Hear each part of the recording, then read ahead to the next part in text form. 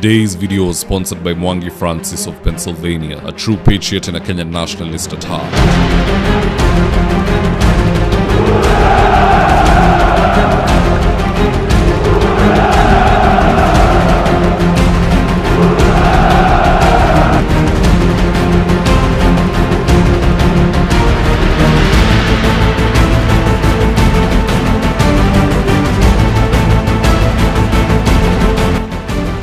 Stand by for debrief in 3, 2, 1. Luos are actively being conned by the Tangatanga Brigade, and I'm actually glad that Bishop Onginjo is the one who has raised the matter, because if it were me raising the very same issue, fellows would say I'm a tribalist or a hired gun like they always say. Anywho, hawa watu sijui leo watasema nini. In this video I'm going to walk you through some of the harsh realities that Bishop Onginjo has highlighted within the last 24 hours, and with no further ado, let's get after it. Number 1, Bishop Onginjo claims that the Lakeside has been cheated, that they are in government, yet they only have 2 cabinet secretaries. Just listening to this. The Luos are very cheap people.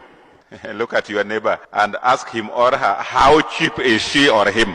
Because when Opio Wanda is made a CS and Badi is made a CS, you are all over how you are enjoying in this government. You know, the irony is people from Mount Kenya have got 6 or 7 cabinet positions and over 6 PSS, and they're being treated as if they are in opposition.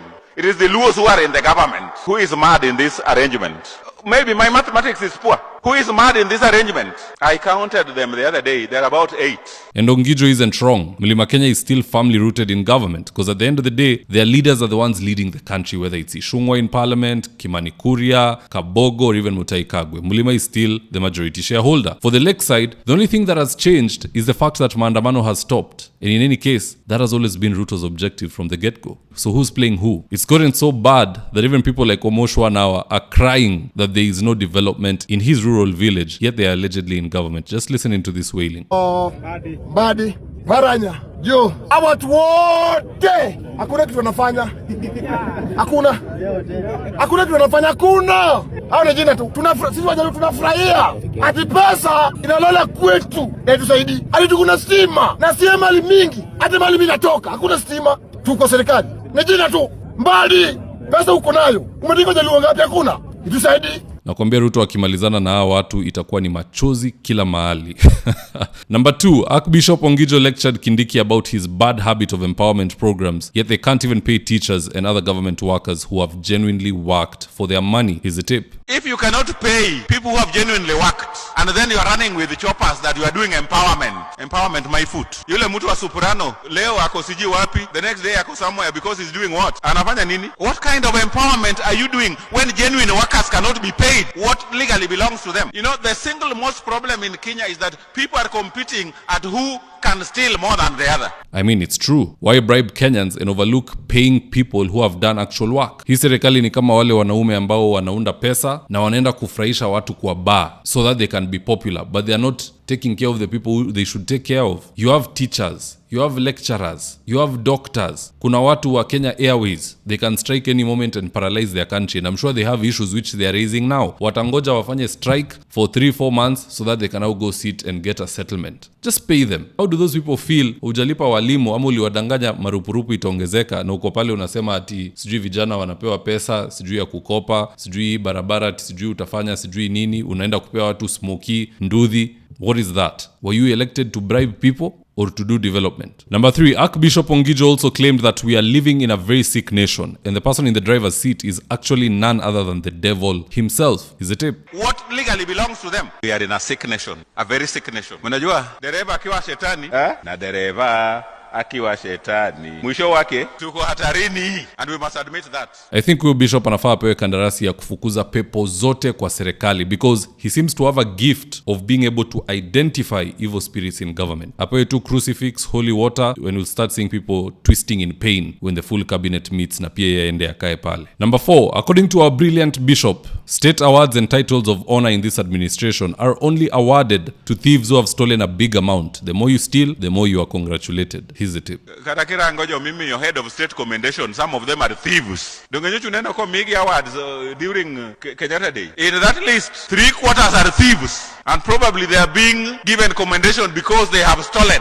Where is our integrity? The Bible is telling us that those who are not righteous will be thrown into damnation and they will be sent off to eternal punishment. I mean, it's true. Ukifuatilia vizuri, hizi state titles are given to people who have given the boss a good amount. In other words, it's always for sale. You are either a very good friend of somebody in power, or you have paid something nice to obtain that award, and very rarely will you have done anything important in the country. For example, sportsmen like Ogam I think alipewa EGH, that is well deserved.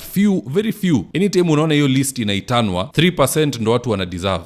The hard workers in various ministries are overlooked. So what's the point of these state awards? If the person awarding is corrupt, the one receiving is corrupt, the one clapping ni mjinga, ajui what is happening there, that cannot be the way forward. Anywho, this is what Kenyans on X had to say about this, and I quote. Michael Angaya said, injecting morality from the pulpit. Kudos, Bishop.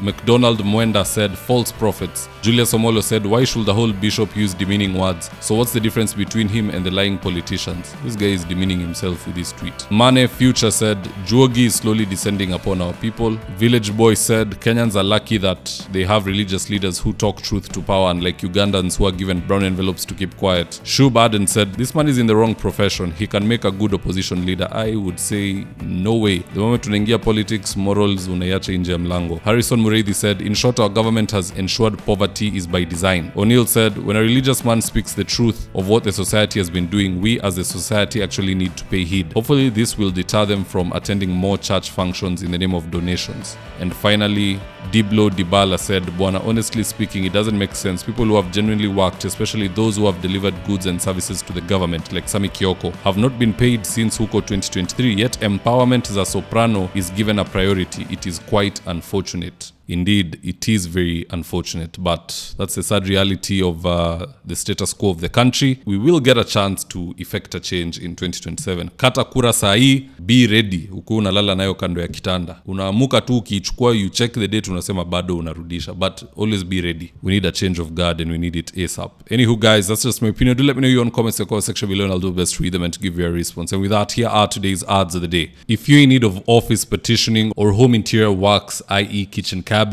modern media walls, wall decoration, wainscoting, wardrobes, tiles, bathrooms, window blinds, gypsum and so on, reach out to Suima's Interiors at 07170 443 or info@suimas.co.ke and they'll get all your needs sorted out. Whatever it may be, all interior works, these guys are the best at it.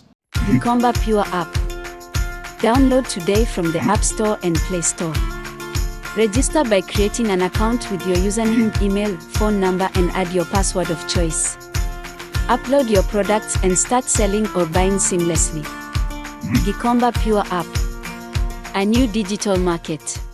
And if you're here for the first time, please go on and hit the subscribe button. And if you're watching for a different platform, just head on over to YouTube, search for David Wafula. Hit the subscribe button, you're going to be getting a ton of content of this nature. If politics is something you're passionate about, this is definitely the one channel that you really need to subscribe to. Alright guys, adios.